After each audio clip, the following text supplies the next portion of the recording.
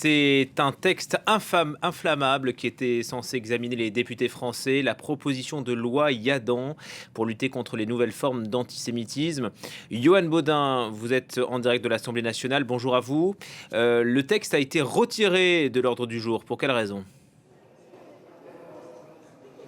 Eh bien, il s'agit tout simplement de trouver une issue à cette proposition de loi qui a suscité autant la controverse. Le gouvernement donc envisage un projet de loi de compromis et les députés macronistes ont retiré cette proposition de loi de l'ordre du jour. La proposition de loi Yadan, une victoire selon la députée Caroline Yadan. Un texte plus large et avec plus de force selon elle sera initié plus tard par le gouvernement.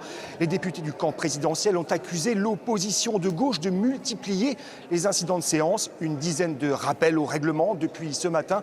3 interruptions de séance sur l'examen des textes précédents à l'ordre du jour.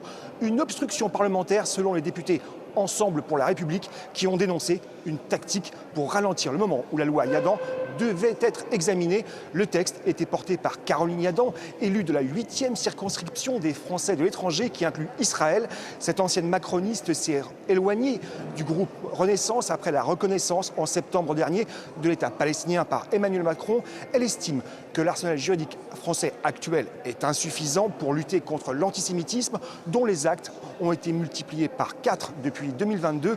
La nouveauté de son texte, c'était la définition d'un antisémitisme contemporain qui porte une forme géopolitique. Pour résumer, la haine d'Israël est une notion qui est devenue consubstantielle, selon elle, à la haine des Juifs. Le texte devait renforcer la répression de l'apologie et de la provocation au terrorisme, avec également cette nouveauté contestée par certains magistrats, la volonté de punir la provocation, même implicite, un terme flou pour ses détracteurs qui a remplacé déjà, à l'issue d'un compromis en commission, le terme encore plus flou de provocation indirecte. Et puis ce texte, rappelons-le, Johan, a fait le plein contre lui à l'extérieur aussi de l'hémicycle. 700 000 Français se sont prononcés contre dans le cadre d'une pétition.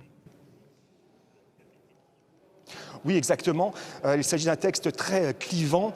Ici, à l'Assemblée nationale, il y avait les pour ce texte et les contre. Les Républicains et le Rassemblement national étaient pour, mais pas le MoDem, ni l'IOT, ni le Parti socialiste qui avait finalement appelé à voter contre. Refus également des communistes et des écologistes. Les voix les plus virulentes venaient des rangs de la France insoumise qui dénonçait un texte liberticide et sérieuse réserve également du Conseil d'État qui alertait sur les risques de censure par le Conseil constitutionnel. Enfin, la contestation a pris une ampleur inédite avec la pétition non à la loi Yadan déposée sur le site de l'Assemblée nationale, une pétition qui a recueilli plus de 700 000 signatures et en franchissant la barre des 500 000 signatures, ce seuil devait permettre théoriquement l'organisation d'un débat sans vote dans l'hémicycle, mais les députés de la commission ont voté hier son classement, ce qui signifie qu'il n'est plus possible de signer le texte et le classement de cette pétition signifie aussi son rejet pur et simple à l'Assemblée nationale.